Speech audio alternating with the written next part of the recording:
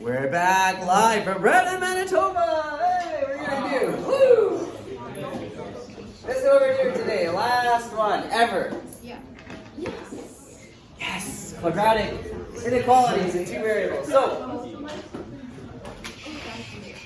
what we're gonna do is we're gonna make sure that we can graph the parabola again. And the only difference between today and yesterday is yesterday you would have had like, blah blah blah, your equation.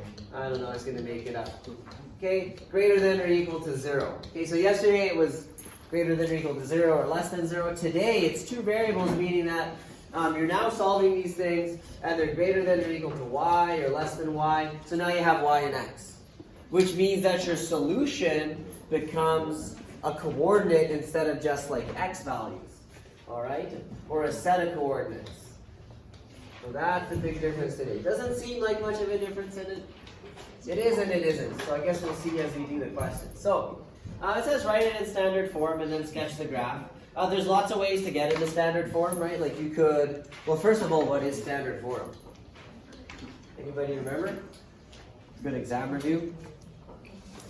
Something with an A, and then it was like X, and then what? Minus something, yeah. Did we use P? Yeah, I think so. P squared plus Q.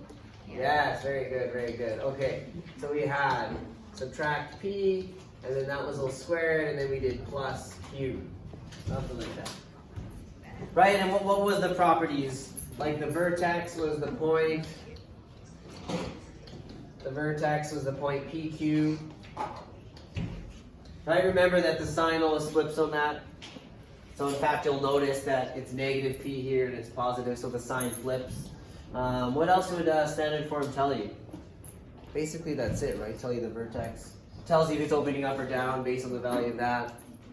Okay, so if you're going to graph it, or write it in standard form, and you're given something like this, like you could simply find the X Intercepts, and then you can find your vertex, and then solve for A.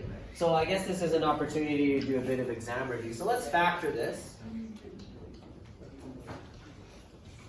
So when you factor this one, what do we get?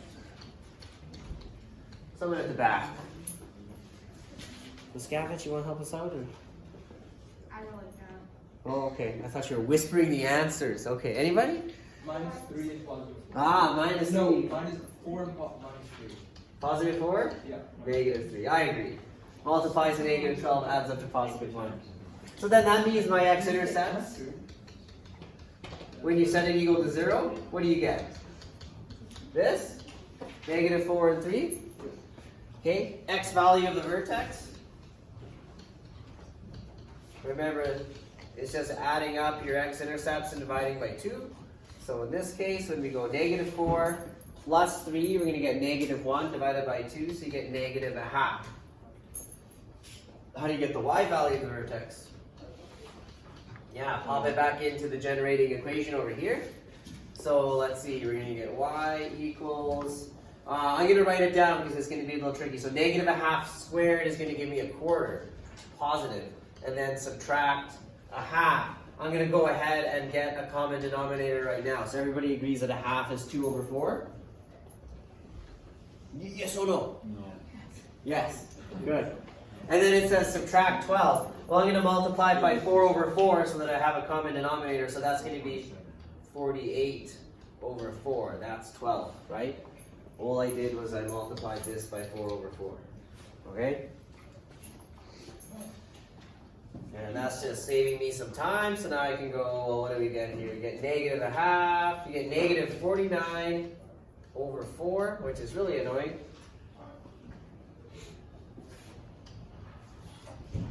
So what is that approximately? It's going to be 12.25, I think. Right? Because 4 goes into 48. So that's 12. We knew that from over here. That's 12. And then what's 1/4? 0.25? So negative 12.25. Great. So the vertex is the point negative a half, comma, negative 12.25. Great. What a beautiful problem.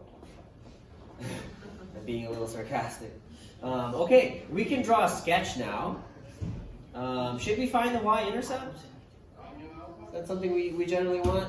Yeah, and I'm just setting you up for grade 12 there, that's all. Like in grade 12, they want all your intercepts, and then like certain special points. So to find the y-intercept, x is equal to 0. So again, you're popping it into your generating equation, which is up there. So let's see, we're going to get 0, 0, negative 12. So y-intercept is negative 12. So I'm going to draw a sketch. I'm not going to use a scale. Well, I'm sort of going to use a scale, but not really, like, because at this point here, it's a little bit tricky. Yeah, it's not that tricky. So we'll just label stuff. Now, let's see here. Let me do something like this. Need to make sure that I have enough room for negative 4, so. Okay. That should do something like that. So there's my axes. And I'm just going to go, this is negative 1, negative 2, 1, 2. All right, so as long as you label a little bit, then you can see your scale. So negative 4 would be here, because that was one of our x-intercepts. Positive 3. And then your y values don't have to go up by the same amount. So like this could be negative 2, negative 4, negative 6, negative 8, negative 10. So this here would be negative 12. And that was my y-intercept, so I'm just going to label that. And then my vertex was what? Negative a half, and then like a little bit lower. So because it's going to be hard to put it on the scale, just put a dot sort of there, and then label that point. So you can go negative a half, comma, negative 49 over 4, or negative 12.25, whatever you like. And then I'm going to do my best to sketch this with the marker.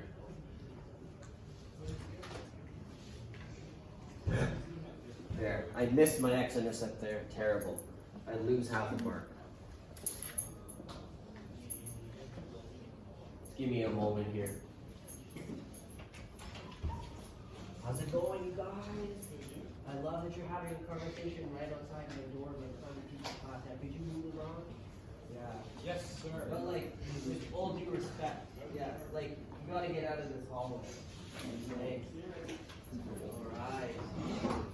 I'm sorry about that. I'm sorry. No, I like those guys. Yeah.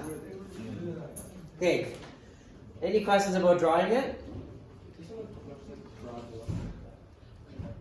We haven't put it in standard form yet, but we drew it. Are you making fun of my drawing skills? It kind of goes like this. I didn't do it on purpose.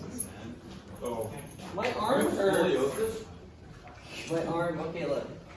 I'll try again. It's just that, like, as I draw, like, my shadow gets in the way, so I actually can't really see very well. Much better? I'm glad you guys encouraged me to try again. Thanks very much. It seems that today you're the teacher and I'm the student.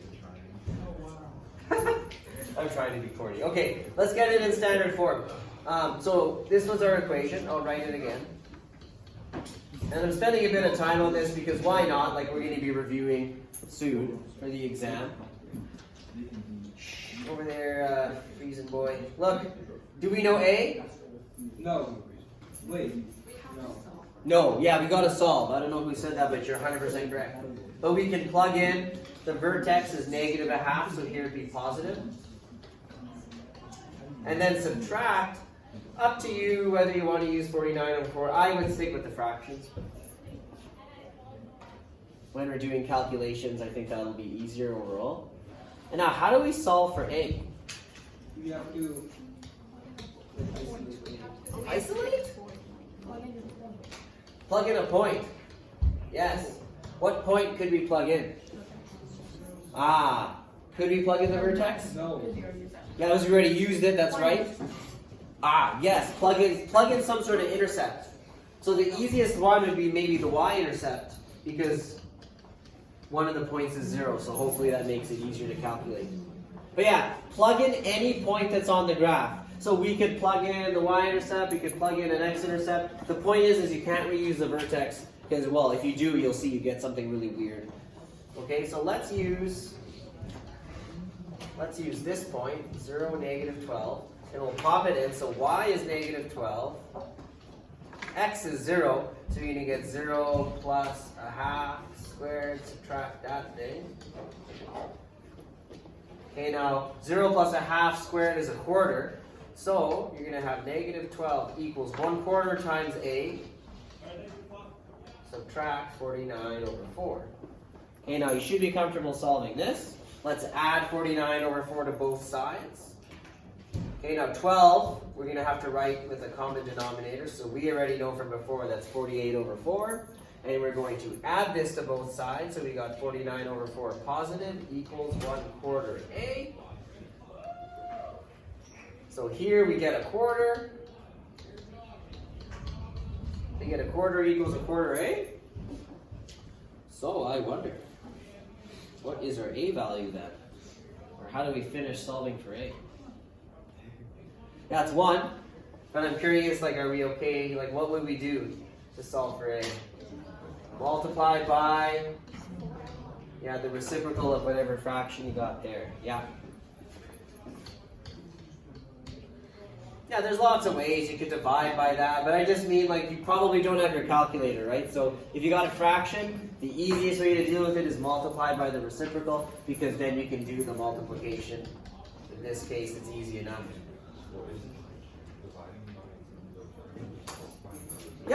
Yeah, it's all the same. Yeah, that's equivalent for sure. Yeah, there's lots of different ways to do it. No problem. So I believe this is our final answer then, for standard form. So perhaps we might have to do something like that in the course of solving or graphing a question. Alrighty. Okay. So let's look at the theory a bit more in depth for a second. So a bit of reading. I'll just give you guys a moment. And take a quick read, and then I'll quickly go through it. Like, I literally give you 20 seconds.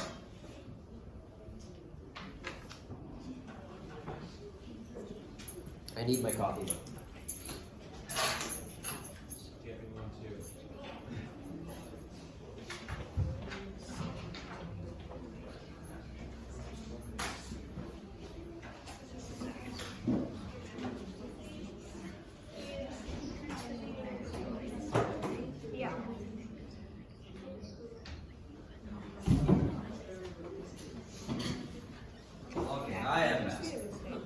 So right there, what we got is a couple graphs. The same one that we just drew. Is that right? Slightly different. Is that the same one?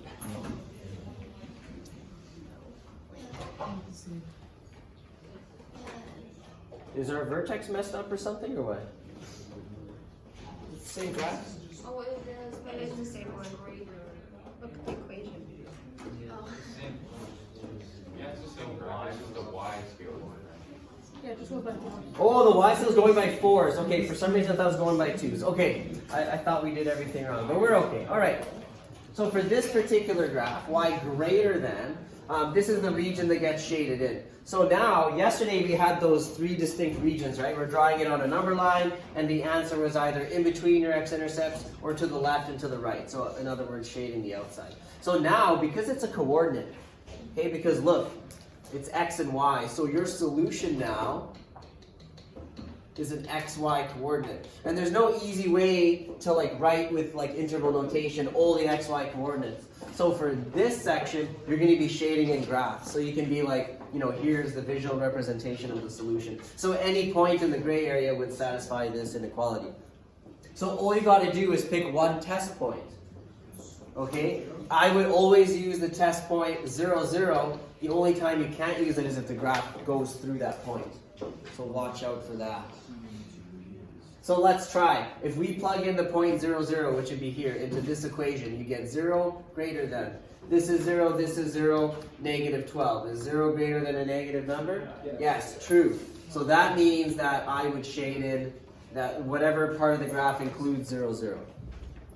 If you got false, that means that is the opposite. That means, okay, it's the other side of the graph. And here is a situation where that might happen.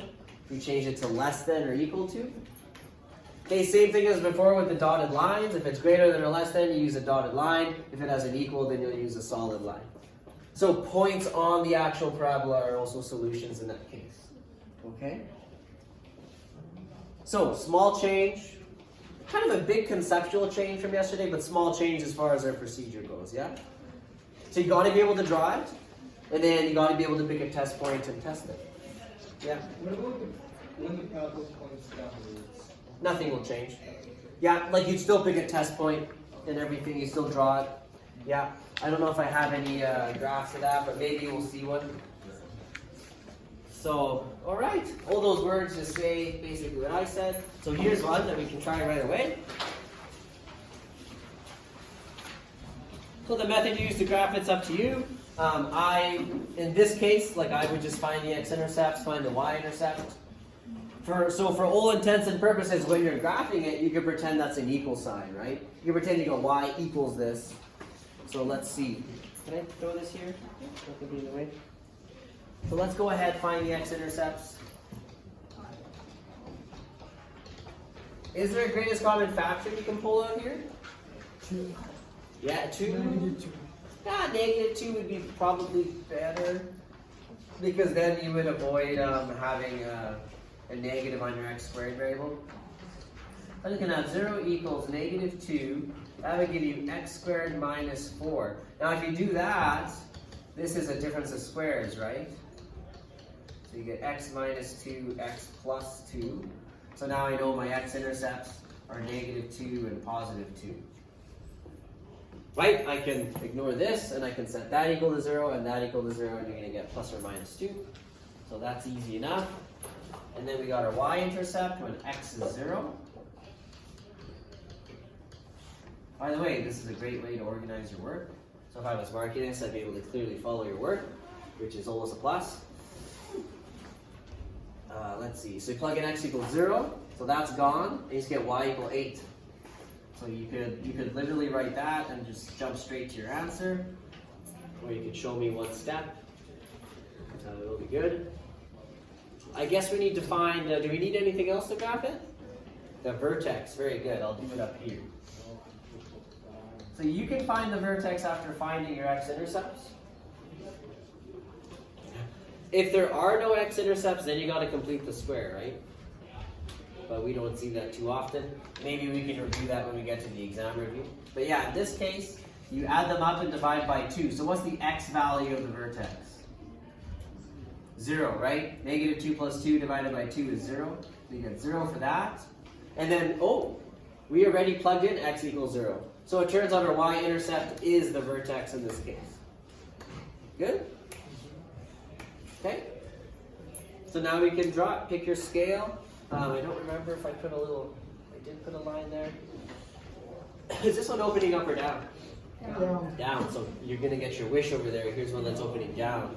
So I'm probably just going to go 2, 4, 6, 8 or something like that.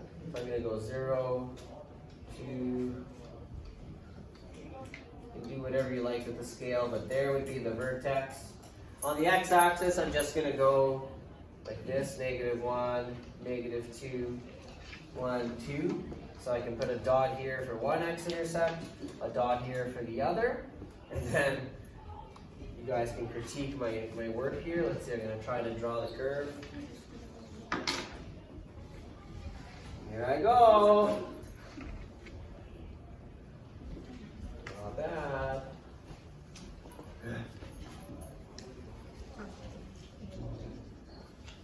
There. Questions? Now I just got to pick a test point. So it's not going through 0, 0, so I'm going to pick 0, 0. And what was the equation again? Y greater than or equal to? What was it? -2x squared plus 8? Can't remember. So plug in your test point and let's see. So y is 0, so I'm going to go 0 greater than or equal to. When you plug in a 0 here, you get 0. So you just get, is 0 greater than or equal to 8? Now this is false. So if it was true, I would have shaded in the area of the graph that included 0. It's not, so that means shade in the other side.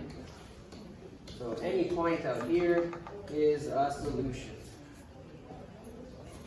Let me ask you this question, as people seem to have issues. Can you give me two possible solutions? 1 and 2 and then So 1 and 2, nope. 3 and 2. 3 and 2, sure, that lands outside. So I'm just going to write possible solutions. Sometimes it asks, well, can you list a couple solutions? And then everybody seems to go crazy and you don't get why. Because you shaded it in, so it's like pick something. 3 and 2, said somebody. What else? Anything where y is bigger than 9 and 47. Sure, so if x were 9, he'd be over here, and then 47 would be way up there. Clearly I'm not in here, so sure, I like that you chose an extreme example. Perfect. Questions? Wonderful. It is that easy. Okay, I think we could do another. Did you try it yourself? I'm not going to do that one. Sure, let's go ahead and do the next one together. This one. Oops. This one. So be careful, it's going to be a dotted line right away. So I tend to forget. So sometimes I'll just write myself a note. I will often forget. I'll probably forget by the time I get to drawing it, so you guys will have to remind me. And yeah, we're going to have to graph this thing. It's going to be ugly. Excuse me. It's going to be great. Let's do it. So let's go ahead and find the X Intercepts. I'm going to be opening up, so let's see. See if I can squeeze it in over here. So when you're solving your X Intercepts, you can pretend it's an equal sign. So you're solving this equation. Now let's see if you guys remember what to do, because are we going to factor this one? No, why not? I mean, no. No. It's good if you can recognize that you can't. The reason why is because you're missing the x term. So if you just have a squared term, remember the strategy is we're going to move everything to one side and then square root both sides, yeah? So we'll add 4 to both sides. So basically you're going to isolate the x squared. You're going to divide by 3. So now you have 4 over 3 equals x squared. And then how do you get rid of the square? You square root both sides. Now when you square root the fraction, see if you guys remember in grade 9, don't forget the plus or minus, number 1. And how do you square root a fraction? You just root both sides. Very good, very good. So you can do the square root of the numerator divided by the square root of the denominator. So the square root of 4 is 2. And this one, well, I would just leave as the square root of 3. So unfortunately, this would be a question where you sort of need a calculator maybe to properly put it on the graph, but maybe not. Because you can always just do a sketch, right? So as long as I label my x-intercepts as this, that would be okay. I wouldn't give you one like this without a calculator. So let's just assume we have a scientific calculator. What is that approximately as a decimal?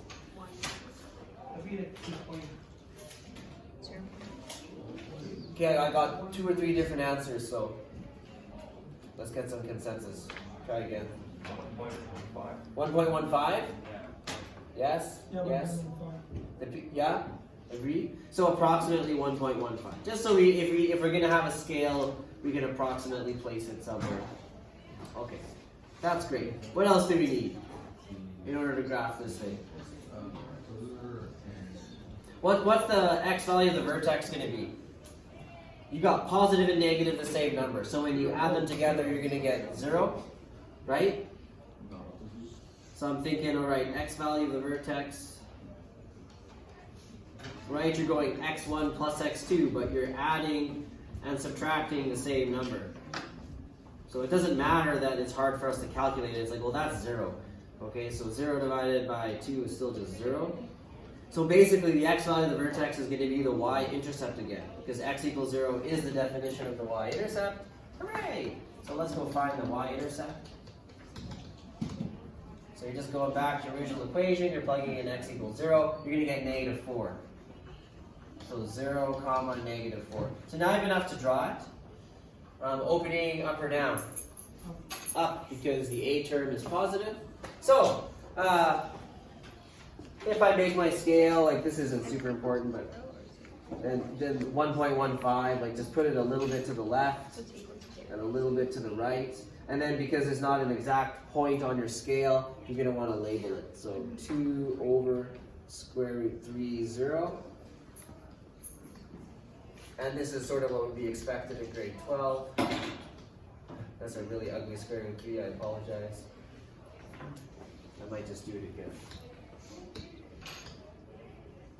Let's do some plastic surgery here.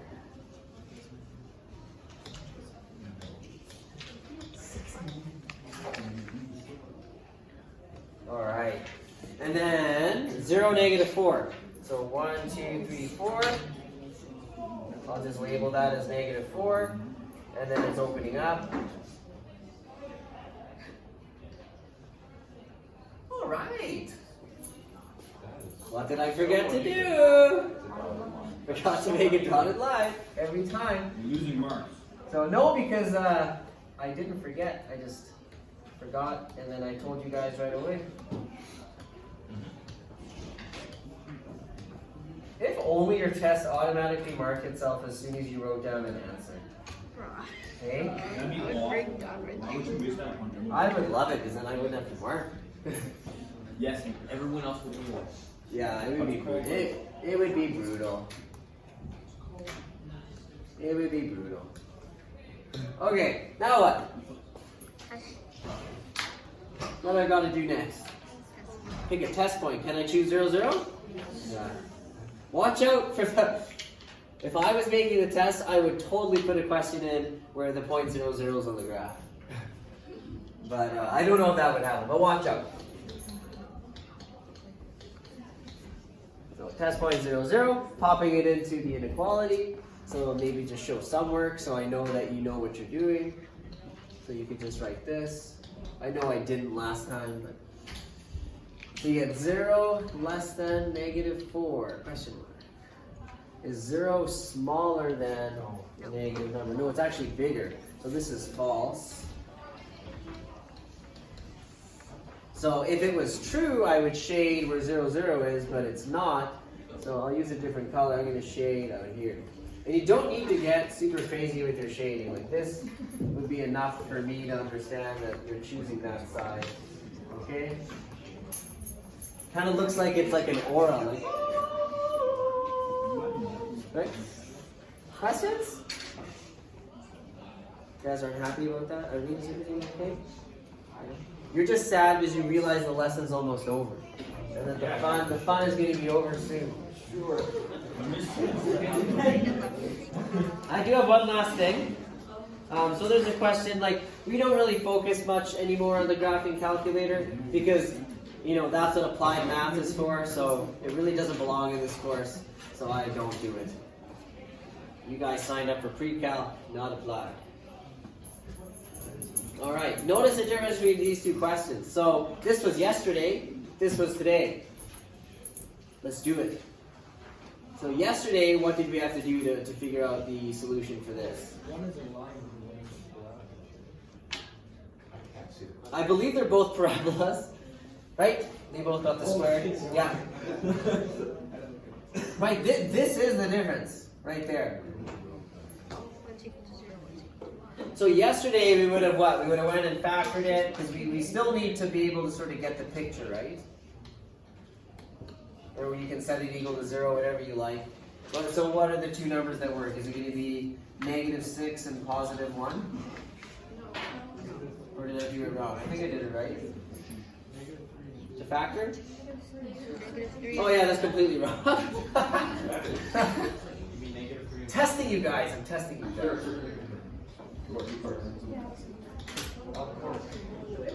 Yeah, let's try -3 and +2. That actually works. Yeah, much better. Okay, so then our X intercepts are going to be, whoops, semicolon, x equal 3 and x equal -2. Now we could go sketch the parabola, but when it's greater than or equal to 0, remember we were just sketching it on the number line, and we found out yesterday that the solution lives in one of two places. It's either in between the x-intercepts, or it's to the left and to the right. So we were picking a test point, but it was only just an x equals test point, right? There is no y value for me to plug into here. Do you see that? Okay? So if you get that, it's like, well, clearly I can't choose a y value because y is 0 here already. So I would choose 0. Okay, and I go pop it in here. So I'm going to get 0 squared minus, I should use brackets. So 0 squared minus 0 minus 6 greater than or equal to 0. So is negative 6 greater than or equal to 0? No. So false. So again, if I got true, my solution would be between negative 2 and 3, the point that includes that. But it's not, so it's the opposite. It's got an equal to sign here though. So my solution is that way, and my solution is that way, and you state it in like interval notation. So you'd say x less than or equal to negative 2, or x greater than or equal to 3, comma, x element of the reals. And that's your solution. Wow. So that's a one variable question.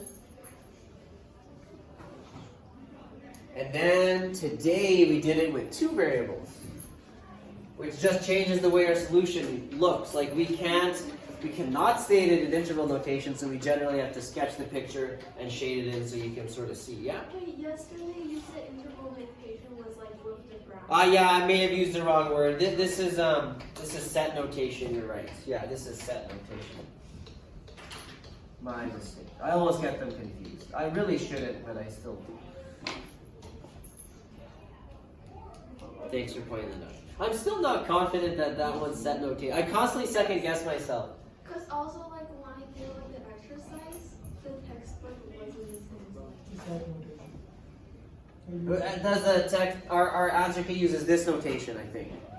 No, it uses the other one? Oh, okay, good. Yeah. In general, the grade 12 exam seems to prefer this notation. Sometimes, though they do throw in the other notation, they never force you to use one notation or the other for your answer. You just have to know both. So, all right, let's do this question. It's exactly the same one to save us some time, except it's y greater than. So you still have the same x intercepts.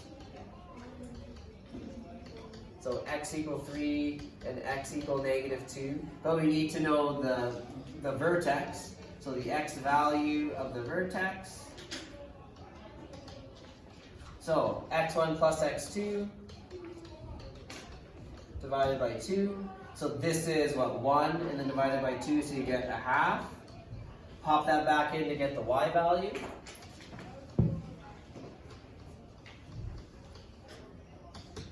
So I'm going to just sort of go like this. A half squared is a quarter.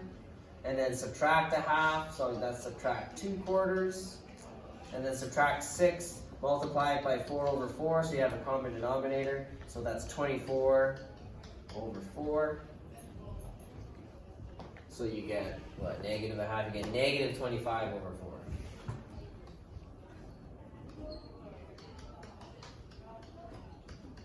Which is approximately, what is it? 6.25, right? Yeah. Just so we can maybe graph it. We should get the y-intercept.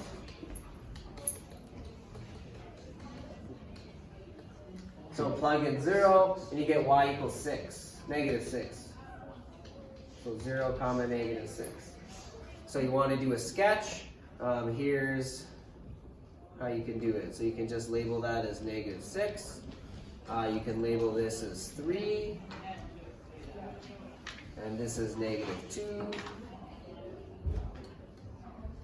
And then the vertex is just a little bit below. So it's at x equal a half and a little bit below. So if you were sketching this in grade 12, we'd be looking for something like this. This is like pro mode, eh? The screen is shaking. There. And then you could sketch it. So this would actually, no problem, I can do this. There. That would be an acceptable sketch in grade 12 recon. So you're allowed to literally just label it, and as long as everything's labeled and as long as everything's proportional. Wait, isn't it a dotted? Excuse me, is it a what? Never mind. Okay. She said dotted line. Yeah, it's a dotted line. Why'd you say it louder? Yeah, I forget every time. 100% guaranteed. No, what I really meant to say, I was just waiting for someone. Yeah.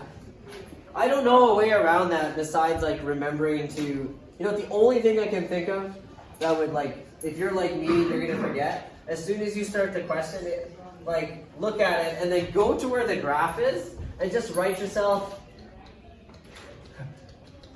like write it. And then like there's no way that when I go graph this, I'm gonna be like, oh yeah. And then I would just erase that after. Yeah. I don't know about you guys, but I'm always finding ways to manage my quirks and the things. Like if you know it's always gonna happen, figure out strategies so that it doesn't. There it is. Any questions? Are we done? No. No. What do we still have to do? Anybody? That's the end goal. Yeah, go and pick a test point so we know where to shade. I've seen people do that, by the way. I don't know if they forgot or if they weren't sure what to do, but I've seen people get as far as drawing it and then leaving out the easiest part, which is picking a test point. We can choose 0, 0 because it's not on our graph, and plugging it in. So we get 0 greater than 0, 0, negative 6. True or false? 2 zeros. True, finally. True. So that means you're shading in wherever that point is. So something like that would be acceptable. And you're done. Whew. Yeah, guys, don't confuse the two questions. I will guarantee you that historically over half of you will. Your best bet is to make sure you understand. So come get help. Do the homeworks, get it straight. We have this one last test before the exam. But would you give us a high star? Go give it to us. Stable $100 bill.